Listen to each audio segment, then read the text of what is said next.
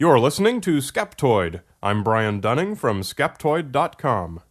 Fire in the sky! A real UFO abduction? Take cover! The UFOs are coming out tonight to capture us with light beams and whisk us away to their planet for medical experiments. Today we're going to cast our skeptical eye upon the Travis Walton UFO abduction case, better known by the title of the movie made about it, Fire in the Sky. Among many UFO proponents, this case is considered among the most compelling, because of the number of corroborating eyewitnesses. Let's take a look and see what happened. In 1975, Travis Walton was a rural Arizona teenager, working for his buddy and eventual brother-in-law, Mike Rogers.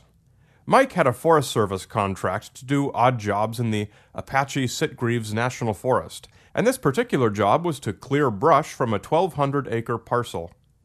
Travis, Mike, and 5 buddies spent the day working and reported the adventure of a lifetime as they drove home along a remote forest road that evening. A small, silvery, disc-shaped UFO, about 20 feet across, came floating along. Mike stopped the truck and they watched for a few minutes. Travis thought it was pretty cool and jumped out of the truck.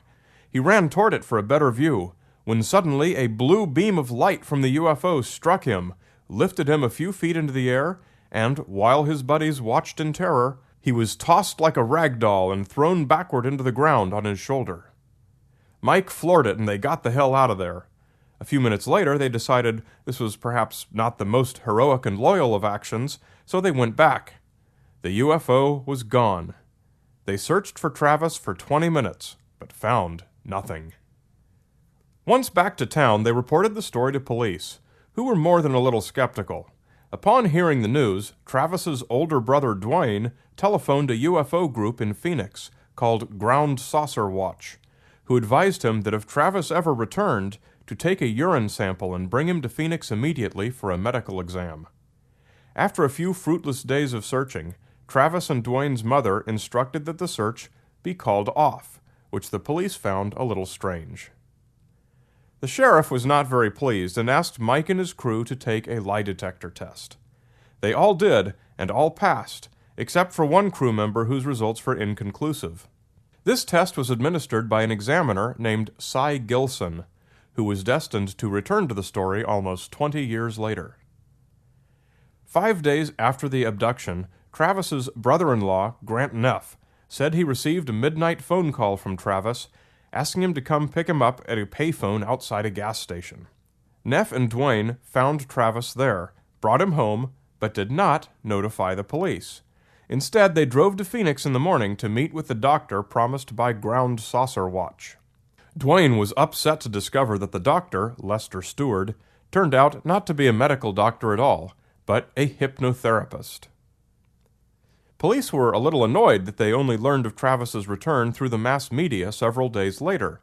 Neither Dwayne nor Mike had informed them.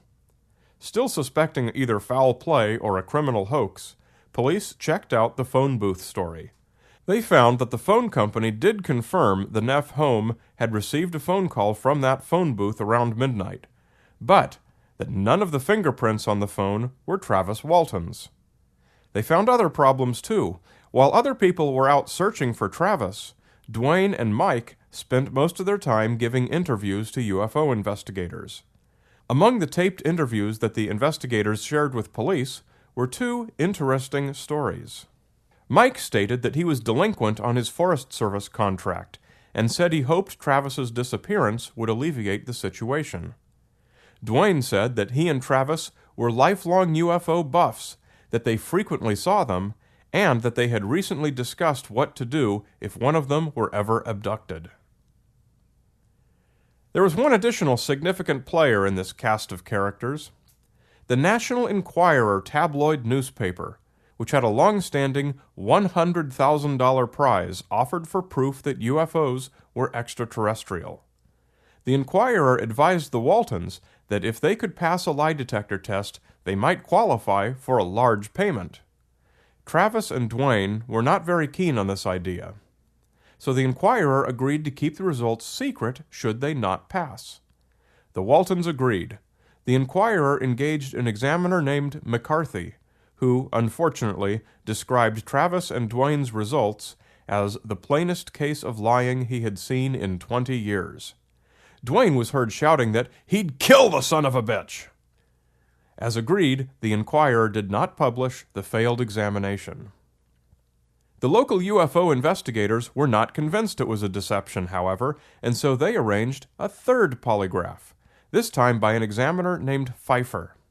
Pfeiffer reported the results as inconclusive, but the UFO group announced to the press that the results were positive, and confirmed that the Walton story was true.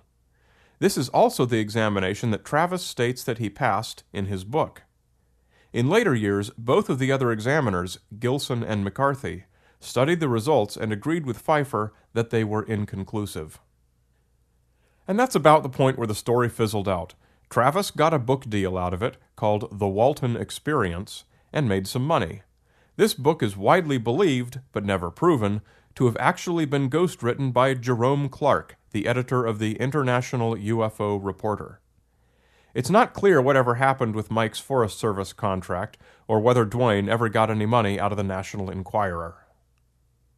A lot of the information about the case, including the police suspicions and the Enquirer's suppressed polygraph test, was uncovered by Philip Klass, the late full-time UFO investigator from PsyCop, now known as the Committee for Skeptical Inquiry. Apparently feeling the heat, Mike Rogers proposed a new round of polygraphs for everyone to settle the matter, under an arrangement in which, if they passed, Philip Klass would pay for the exams, and if they failed, the UFO group would pay for them.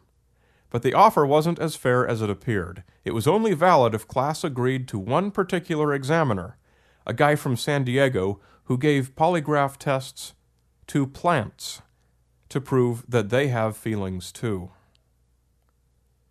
Some 18 years later, Travis's book was made into a movie called Fire in the Sky, which was greatly fictionalized because the studio felt Travis's own account wasn't deemed interesting enough. As part of the publicity for the movie, the studio arranged for Cy Gilson, the polygraph examiner who had originally passed Mike Rogers and the crew, to test Travis, Mike, and one of the crew again. Not surprisingly, they all passed with flying colors. But then, a new face appeared on the scene whose identity has never been known, but whom Klass called simply X.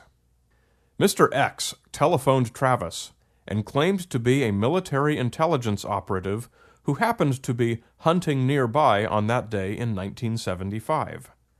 The studio had Cy Gilson test Mr. X. The only report of Mr. X's polygraph results come from the most recent edition of Travis's book, wherein he claims that Mr. X was found to be truthful about what he had seen that day, but that he was lying about being a military intelligence operative. Travis opined that Mr. X may have been hired by Philip Klass to gain popular credibility and then publicly announce that the whole thing was a hoax, a baseless charge denied by Klass. Another possibility is that Mr. X was simply some kook looking for publicity. So that's about the size of it. What does a skeptical analysis of the Travis Walton episode tell us? Jerome Clark, the UFO editor, has said, after more than 2 decades, Walton's credibility survives intact. No shred of evidence yet brought forth against it withstands skeptical scrutiny. Well, this would be true, except that there simply isn't any evidence either way. Instead, there's a gaping lack of evidence. There were no injuries to Travis's shoulder from his violent throw in the blue light beam. There were no disturbances to the pine needles on the forest floor where it all happened. And the medical exams revealed nothing to indicate any trauma or malnutrition from his missing 5 days. Travis and his crew have had to rely only on polygraph tests, and then only on the cherry-picked positive results, ignoring the negative results. There is just as much polygraph evidence against the Walton case as there is supporting it. This self-contradictory nature is the reason why polygraph evidence is not legally admissible in court. Speaking strictly scientifically, it doesn't tell us anything. The few bits and pieces of physical testable evidence that Travis's story would have produced, if true, were never present. To summarize, there is and never has been any proof that anything ever happened. The far more plausible explanation, that of a youthful money-making or attention-getting scheme by a couple of UFO enthusiasts, has worked out well. To critically analyze a far-out, incredible story like an extraterrestrial abduction, the first request we make is to show us any evidence. And, at this first hurdle, the Travis Walton story has failed completely. Remember, Skeptoid is the only podcast that does not accept donations or sponsors. If you want to help, all I ask is 2 and 2. Share an episode with 2 friends, and spend 2 minutes to write your positive review on iTunes or the website of your choice, like Dig or Stumble Upon. You're listening to Skeptoid. I'm Brian Dunning from Skeptoid.com.